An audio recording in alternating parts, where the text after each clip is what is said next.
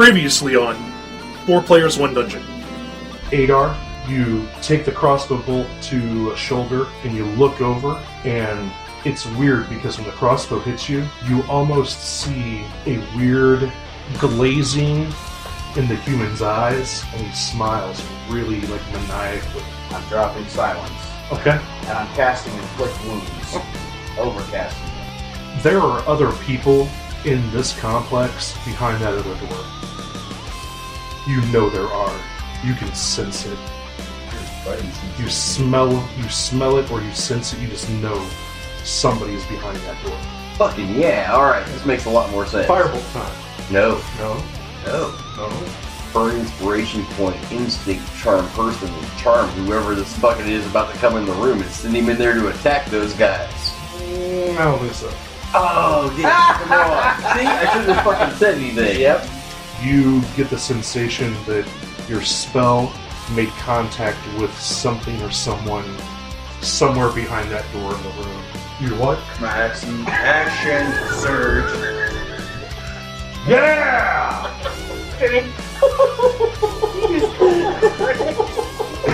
Oh, you're a dick. This episode is brought to you by the letter Joy.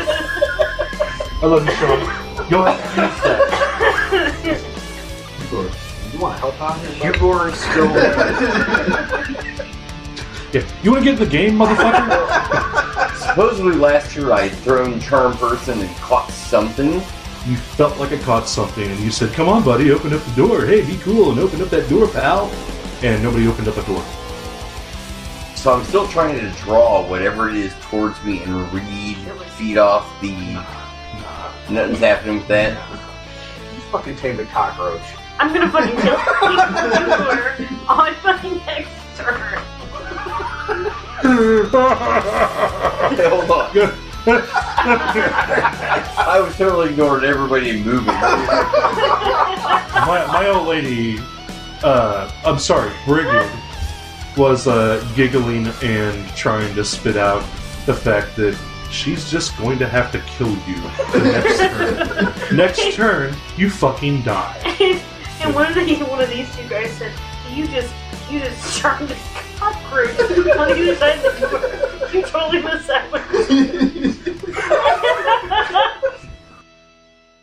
For over 40 years, countless adventurers have been trapped in gamers' basements, conventions, and game shops. And now we can post that shit online and beam it directly to you. Follow Adar, Talia, Hugor, and Brigid as they journey through the Princes of the Apocalypse, a 5th edition D&D campaign. Welcome to 4 Players, 1 Dungeon, an F-Pod podcast.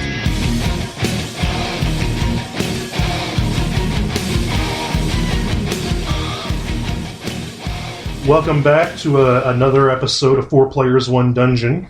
I'm Bo. I'm running it. We are playing Princes of the Apocalypse, and last time the players ended up in a very haggard way. Everybody's got the shit. No, well, okay, they're all going to say they don't, but they just came through a hard fight, and it's in the Moving Stones, which is a dwarven complex that was found underneath Red Larch.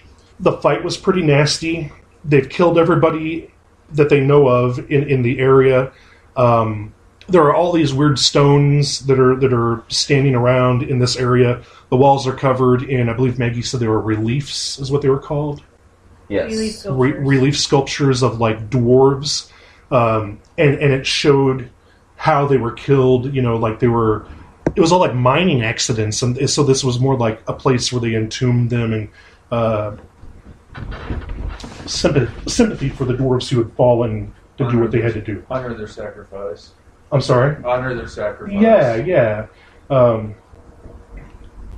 Now, whenever the combat was at its fever pitch, Lochnar was exposed out of the shadows, and whenever the warrior cleric was fighting Adar, whenever he finally kind of broke that warrior cleric down, he yelled, "Lochnar, run!" And that's kind of whenever he was exposed. he was immediately cut down by the party. I mean, he was running along the wall. He made it 30 feet, and you guys cut him down. So after looting the bodies and inspecting everything else in this room out, the only thing you haven't really checked out are the stones that are put around there in the room, and there are 2 stones that are about 4.5 feet high over in the southeast corner of this room. 2 stones, one on the east wall and one on the south wall. They both obviously can be pushed in. But that's all that you see. Is anybody in almost dead? Is anybody in real bad shape? We'll go around the room and do a condition Yeah, check. I think so. Talia. Yeah, Talia's cut up. She's bleeding from various wounds here and there, but she's still going. Right on. Adar. Adar is hurt, but he has expended most of his healing to heal himself back. Still pretty bruised and battered, though. But now you've actually started going through some of your healing, correct? Yeah, I'm Yeah. pretty much. I'm almost exhausted. Wow. Okay. Yeah. Brigitte? I am exhausted on my healing. As a matter of fact, at one point I dropped, and so I am just in the midst of hanging in there. I'm hanging in there. Hanging in there. Hugor. Shugor's had a really rough day. Now, he hasn't taken any damage. Right. Because he runs! But the mental anguish is good. But the mental anguish of seeing all my partners all take a bunch of damage has really gotten to A me. brother needs a Xanax. Yes. He's I got a little understand. PTSD. I'm a little stressed. Yes, I understand. No, he's expended a few spells. For the most part, Hugo is actually in pretty good shape and is kind of ready to continue on. No problem. Okay, now everything, this room is not lit. And in fact, it doesn't matter to the party, but for investigation purposes and such, dark vision it doesn't give you everything you need. You know, if you're investigating, you're probably going to want a light source. Odds are, guys, whenever investigation goes on in this area, if you really want to do some real investigation, you're going to need some light sources to really understand the finer points in here. If you want to go that route, if not, there's still things that have to be done. This is still a pretty serious situation here. Are there sconces on the wall, anything like that? Sure. Let's light 'em up. Does anybody have torches? I actually do have a few torches. I can light one up with my tinder and flint, get one Yeah, going. no problem. I'm gearless, remember? Talia, I light up a torch and toss it over to you. I'm on the other side of the room. I know, but we're kind of at a down point, I take Correct, it, where we're correct. just kind of walking around, or you're like, I'm not moving, I'm intent. I am 35 feet away from you. I'm watching that hallway. All right, you stay there. I light up the first torch over here on a wall sconce, pick it out, hand it over to Adar, so we can start walking along, getting this room illuminated. The room can be illuminated as long as we have torches that can be expended. I have I have 10. Okay, so what I need to see is somebody marking that shit off their sheet. Okay, I will use 3 of my torches. That's what I'm saying, because we're in a game right now that is attrition. Because if another earthquake was to happen, what's saying you wouldn't fall another level down, and then you don't know where you are? You know, I want you guys to be on top of it. We have to start keeping track of that. Do we have a little marker or something I can just use for over here in the corner? Of It'd be almost course, buddy. impossible for me to use my paper from where I'm sitting. Hey man, I know we need a Sultan game table. Hey man, sponsor. Sultan should sponsor our game. Yeah, and we could all sit around in me undies and eat some nature box. Because there's nothing like eating some box. Nature box. That would be my tagline. I hate to interrupt that, but they're in the blue bag over there, man. They are. They're in the blue bag over there. I believe I had asked for a cloak of... what was it? Cloak of invisibility. Cloak of devouring, I thought. Displacement. Devouring. I want a cloak of devouring too. That bacon cheeseburger is too big for my face. Jesus. Oh, that was a good one. Oh, that cheeseburger is too big for my face. All right. So, yeah, I mean, we just need to keep track of that stuff a little bit. It could come into play in the near future. So yeah, I'm marking off 3 torches. Okay. I've already marked off 2 of mine, so Okay. that's And- 5 torches in the room. Sure. I marked off one of mine. We'll put one in the middle on yours. Then one goes in the middle there. Now you guys have illuminated this area. I'm going to say to normal light at that point, so you can see anything that you really need to see. Once again, the stones are random dwarven-made symbols, and what I mean by symbols, they're weird things. Like one might look like a person, one looks like a door, one looks like a hammer and shield. Like a sculpture. It's all sculpture stuff. But Adar, go ahead and give me a history with your stone? The stone cutting works off of history, which allows me to get a bonus on my proficiency. It allows me to double my proficiency. So I actually have a +5 on that. Well, look at the big fucking dick on Adar. You know? You whammy, you whammy, you whammy. 21. All right.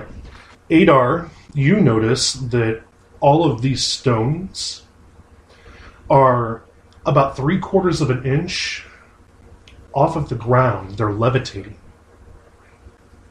I'm going to go over and just kind of try and push one. With the lightest touch, it moves. It's like a puzzle. Interesting. The lightest touch, it moves. And just with the lightest touch, it moves about 5 feet. So, I mean, if you would have hit one, it'd go slamming into the wall, definitely, All the stones move that way.